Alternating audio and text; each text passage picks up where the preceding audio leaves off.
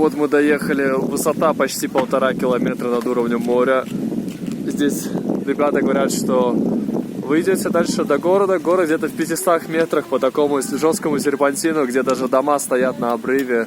И почти все дома такие 2-3-этажные, но не вверх, а вниз. Сейчас попробую, может быть, где-нибудь показать.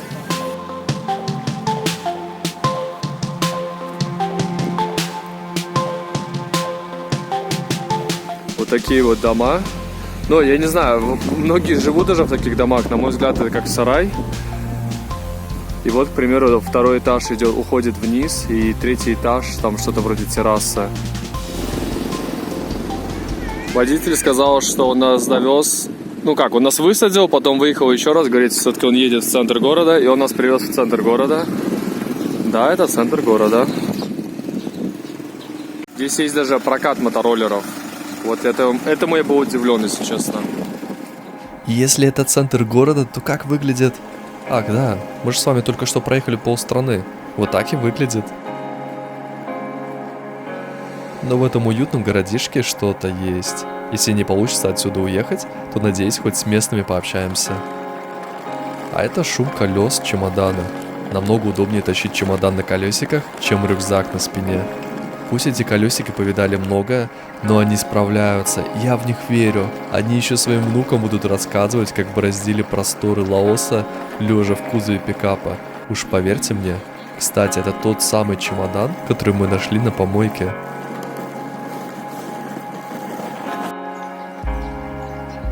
С одной стороны улицы такой ухоженный красивый домик, а с другой стороны, вот посмотрите на это. Из чего это вообще сделано? Радует хоть, что здесь школа для детей есть, потому что без учебы никуда. Кто-то заготовил кучу кирпичей для строительства дома. Уж я очень надеюсь, что вот это хозяин этого дома будет строить себе кирпичный дом. Здесь, кстати, я так и не смог понять, это идет производство веников или идет строительство нового дома. Но без шуток, вы видели, какие дома здесь.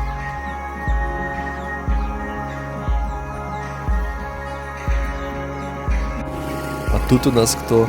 А тут у нас испуганные свинки. Наверное, никогда не видели белого человека. Только-только заканчивается дорога и сразу же обрыв. Обрыв джунглей в никуда. А здесь вот рядом с дорогой вот такая вот мусорная гора. Просто вниз уходит. Куча мусора. Видимо, сюда местные просто скидывают, сколько только влезет. Дружелюбные. Совсем маленькие.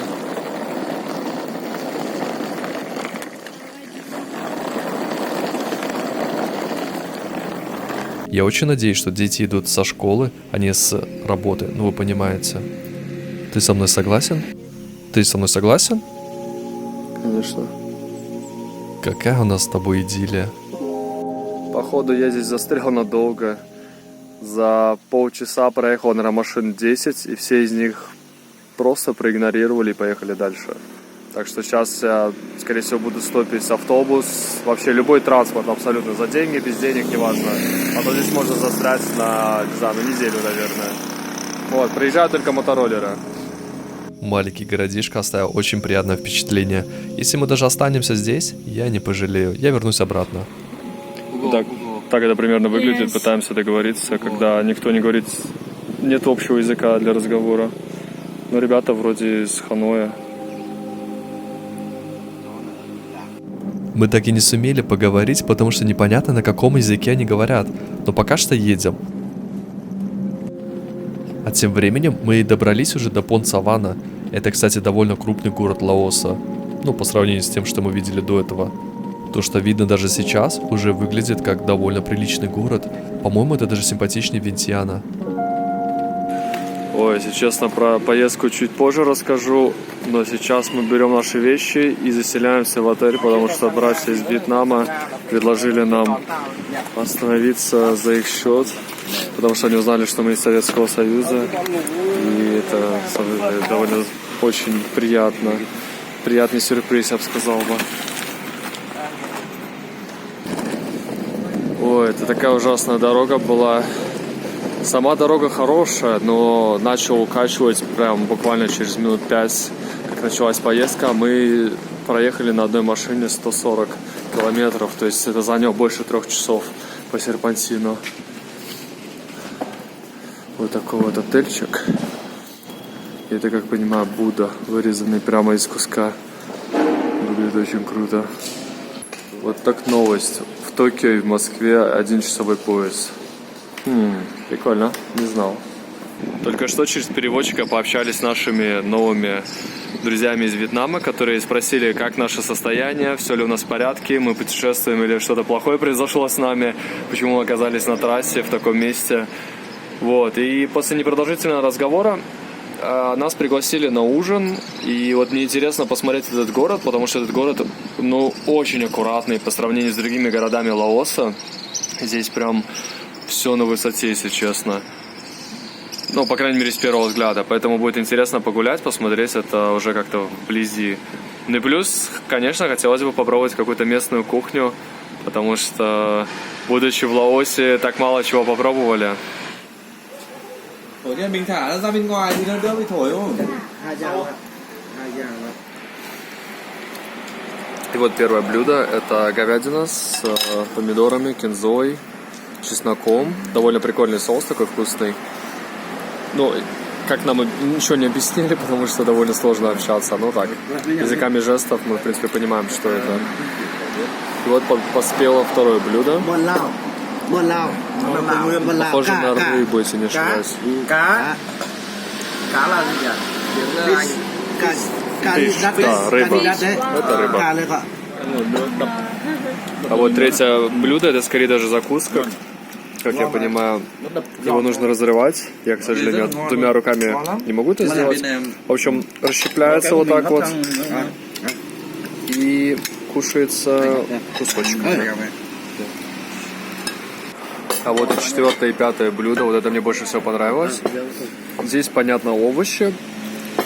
А вот это что-то очень интересное. Сейчас посмотрим. Что это интересное? Ăn được không? Ăn đó. Cái này nó ăn quả đu đũa mới được như đậu ấy. Cái này là Это гуава, если я правильно понимаю. А здесь же в ресторане можно попробовать настойка на разных корнях.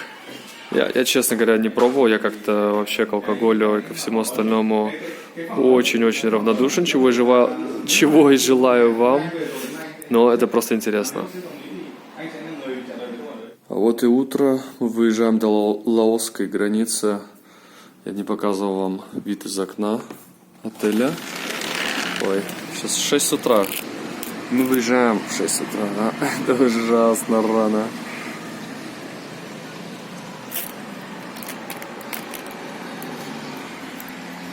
Или показывал вид из окна. Я уже не помню. В общем, выезжаем мы в 6 утра. Ехать нам... Здесь всего 2 границы на севере. Одна в 300 километрах, вторая в 150. И мы должны заночевать у границы. И на следующий день, то есть 9, сегодня 8 число, завтра 9.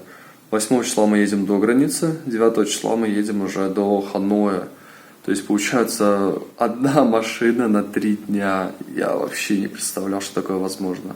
То есть я слышал такие истории, но это впервые на моей практике. Наша утренняя поездка начинается с обильного завтрака. Это рисовая каша вместе с яйцом, с курицей. Сейчас я попробую это перемешать все. У меня почему-то без яйца, а у ребят с яйцом.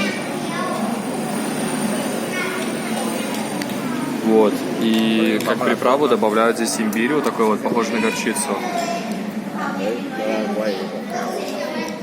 Ну, помимо остальных местных приправ всяких разных. Ой, даже не знаю, что сказать. Ужасно не выспался, да и довольно сильно вчера укачало в машине. Сегодня тоже не лучше. Мы периодически останавливаемся, я только достаю телефон, и нам показывает жест, что пора уезжать. Мы проезжаем разные деревни, которые порой протяженностью много-много километров. Пока что ничего не понимаю, так же, как и вы.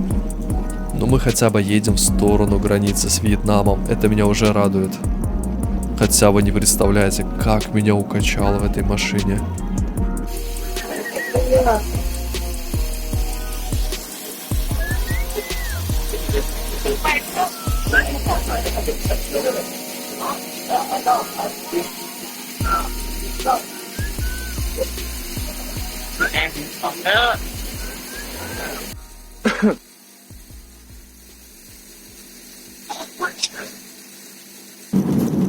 Наша заправка покажу. Смотрите, какая аккуратная заправка.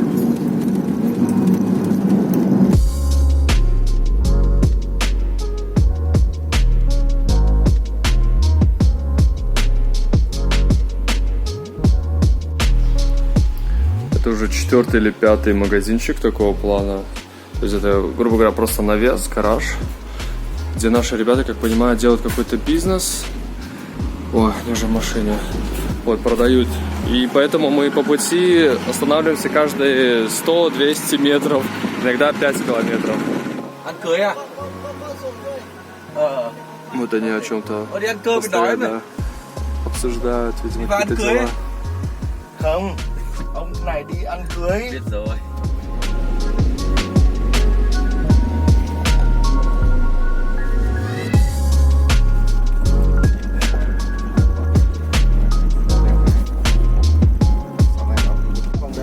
Лаос закончился для меня тем, что мы прошли границу с Вьетнамом. И на границе за взятку можно сделать практически все, что угодно. Мне кажется, любую визу получить на любой срок. Правда, это стоит денег. Но об этом как-то особо они не скрывают. Можно спокойно подойти, спросить, можно ли визу продлить, сделать и так далее. Стоит, конечно, довольно дорого.